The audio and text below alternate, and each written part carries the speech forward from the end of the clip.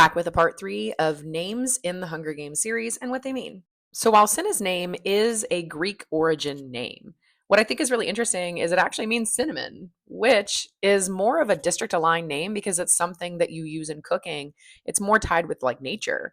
His name is inspired from Cinna the poet in Julius Caesar from William Shakespeare. And while in the play, Cinna is not a major role, he does recruit Brutus to join the conspiracy. And then he's the first to react to Caesar's death. Cinnamon also has medical uses. One such that I found was that it helps protect against heart disease. I also relate cinnamon to something that is warm and comforting. And I also relate his name to Cinna, like cinematography. And I think that's so interesting when you figure that Cinna was instrumental in making Katniss this icon with putting her on fire. Now, I know this is going to be an unconventional choice because Cato was not really a main character. I'm just hanging out in book 1 today. Cato is a Latin word, which is meaning wise or having good judgment. There was also a Roman named Cato the Elder. He was a soldier, and that's so fitting for Cato. And a quick Google search also tells me that it has a tie to the name Catherine. In Greek, that means clean and pure.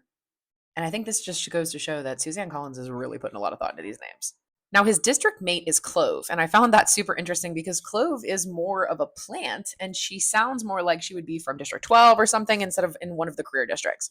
Clove can be used for pain relief, and it's carried for protection and good luck. In some cultures, it's known as the divine flower. Now, the one I found most fascinating is that clove is often associated in a religious sense. There's a saying, the clove used to nail Jesus. It refers to a misunderstanding or a symbolic representation because the Bible does not specifically use the word clove in reference to the crucifixion, but I find that interesting. Next up is rue, and this plant is known as the herb of grace. It has antibacterial and anti-inflammatory medicinal uses. It's an evergreen plant, and it has yellow flowers, like the symbolism for our girl Rue. Rue is also a word that can be synonymous with regret. It's a synonym, and some people use it as a protective charm.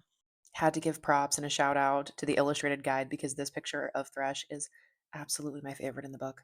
So Rue's district partner, Thresh. His name is actually a verb, it's an action, which we do see this occur often when you look at other districts as well. But what's interesting is that Thresh means to separate seeds and grain, which is something you would do in an agricultural district. And again, this happens frequently when you look at Beatty and Wyrus, for example, and how they're named after technology in District 3. But something else that just hurt me is the idea that it's how you thresh. So when you do it, you beat the plant. And biblically, it goes along with judgment. And I felt this was extra fitting because when you look at some of these names and measure them up to the characters, Thresh is the person who passes judgment for Katniss. He spares her and does not judge her.